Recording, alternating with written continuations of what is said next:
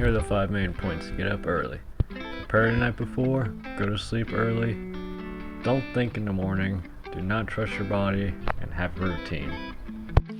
We'll go into more detail later in the video. Do not do this.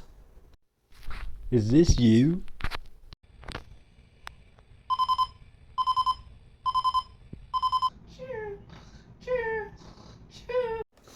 Are you a little beach?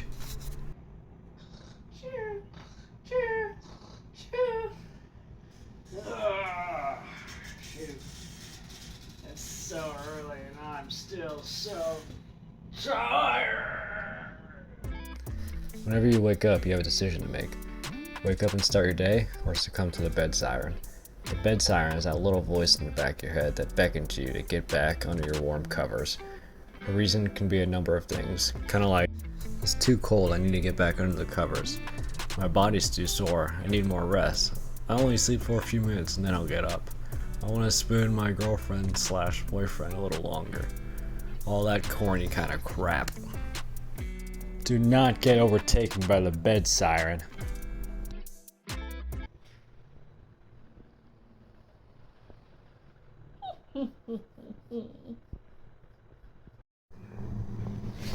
Huh? What was that?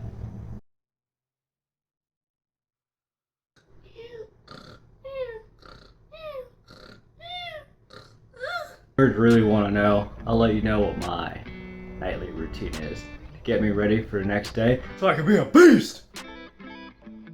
You'll want to get your clothes ready the night before. You might not have the emotional energy the morning of to do something like that. It'll be just another thing to make you want to get back into bed if you have to think. Make your lunch the night before. You're gonna hate it because it's annoying, but you'll be happy that you can get to eat something homemade for lunch and not eat fast food.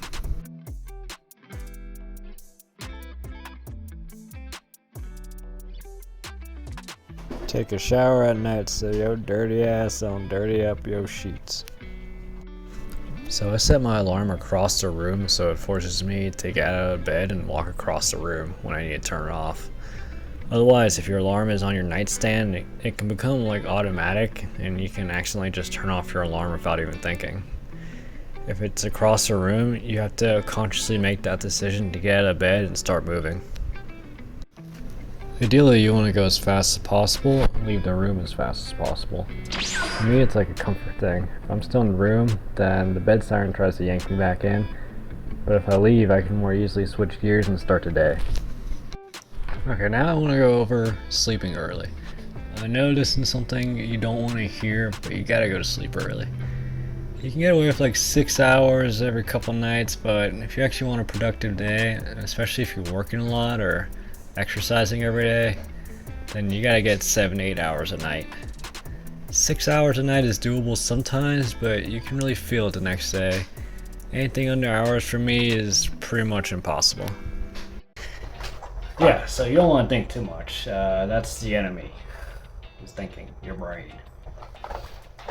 What I mean by that is if you think too much, then you're just gonna trip yourself up and go back to sleep. You're gonna be thinking of a million little things, and then you're just gonna not want to do any of those things and go back to sleep. Think of one thing and then do it. Don't even think about the next thing until you're done with the first thing. You should already have a plan, but just do the task and then the next task will come immediately since you already planned everything out the night before and you've already done it a few times. Either way, you already have the plan. The more you think about it, just the more depressed you'll get about all the tasks you gotta do. No one wants to do tasks. They just wanna...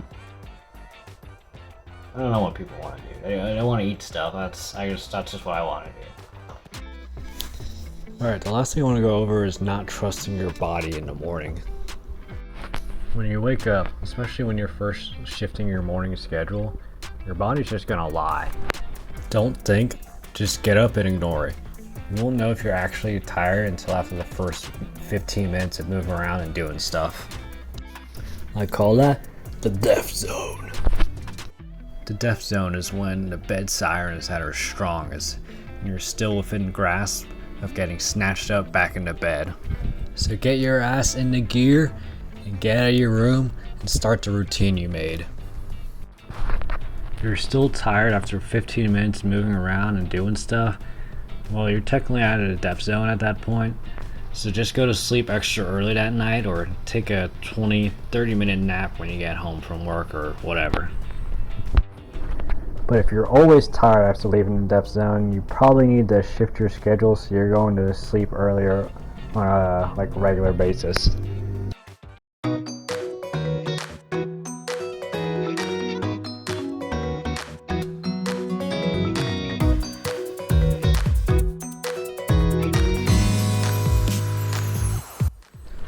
Alright, let's summarize everything we learned today.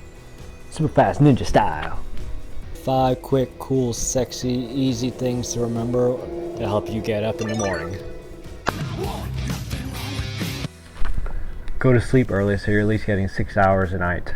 Be consistent on what time you go to sleep every night so your body can become acclimated. You might be able to get away with 6 hours if you had an easy day, but they will catch up with you if you do too many in a row. Something I neglected to mention earlier in the video is you can increment how early you wake up. So each morning you wake up a little earlier than the day before. For example, you can wake up at 8 and then the next day you wake up at 7:45 and then the day after you wake up at 7:30 and so on and so on. Maybe keep doing it until you're waking up at 6 consistently. Prepare the night before, whether that's setting an alarm across the room, preparing your lunch, or setting up your clothes. Make sure to have a routine prepared. Get up, rinse your face, start coffee maker, turn on all lights, you know, the usual. Just make sure you have it written down so you know the exact things that you do every morning. Don't think in the morning. Whatever you're thinking, it's a lie. If you have time to think, it may already be too late. As soon as that alarm goes off, jump out of bed. For some people, an incentive or something to look forward to may help getting out of bed a little bit easier, since you're more eager to get up. Personally, I like a truffle chocolate sometimes in the morning. Some examples of an incentive could be a snack, an enjoyable walk, or a sexy cup of coffee, a relaxing stretch or meditation, or maybe like a warm shower or something. 5, nothing wrong with me. Don't trust your body. Get your ass out of the room because that's the depth zone. The bed siren is hyper concentrated in there, and the longer you're there, the stronger she gets. Don't trust that, man. You gotta go Super Saiyan and just GTFO out of there, man. Yeah.